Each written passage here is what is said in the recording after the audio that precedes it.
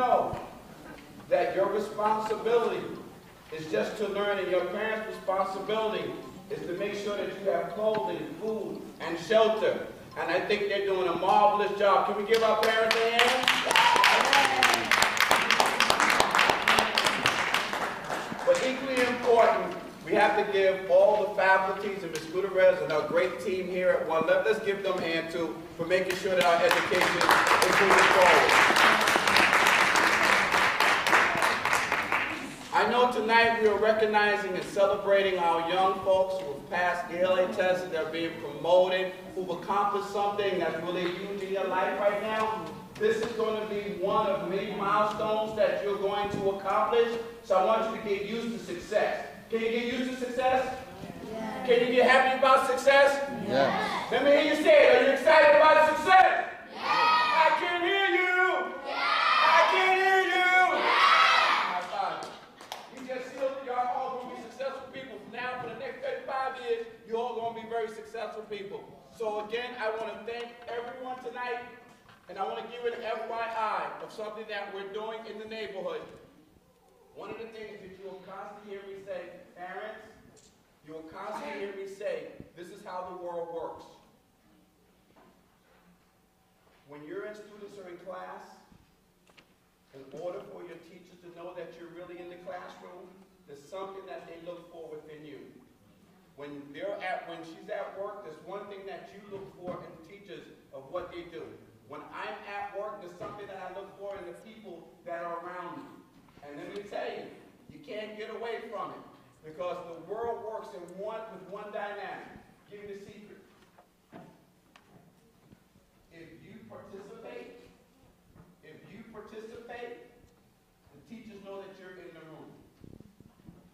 If you're just sitting in that classroom quiet, in the back of the room, trying to hide underneath the desk, in the closet, behind your classmate, no one knows you're in the room. And then you end up wondering why I didn't get those good grades. Why? Because let me tell you how the world works. Me as a legislator, one of the things that we look at, the people who knock on our doors, the people who make phone calls, the people come out and show up the things that we do, we respond to.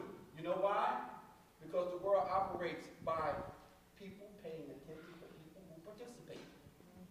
I want you to remember that all your life. That's how the world works. People pay attention to people who participate. So if you don't participate in meetings, you can't get mad at anybody when you don't show up and you didn't get the information. If your student doesn't raise his hand in class to find out he has a question to get the answer to the question, he can't get mad at anybody but himself or herself. If you don't show up to community meetings, police precinct meetings, informative meetings, you can't get mad at anybody else because the information is there. We do a lot. Teachers and the parents, teachers and the faculty do a lot to offer meetings. You people are here tonight because you're supposed to get this information. But the next time we all organize a parent event, this auditorium should be full.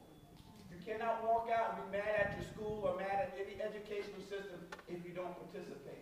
It's our system to engage in, to improve it. They need your help. I need your help. As I say, help me, help you, help us. That's the only way this world is going to work. So for all of you young people, I want to thank you all for participating in your education because you're going to be successful people.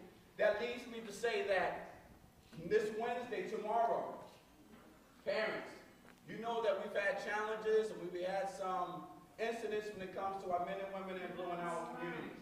The Bronx Youth Empowerment Program, a youth organization for students ages 13 to 21, will be hosting its first ever of the year, Connections.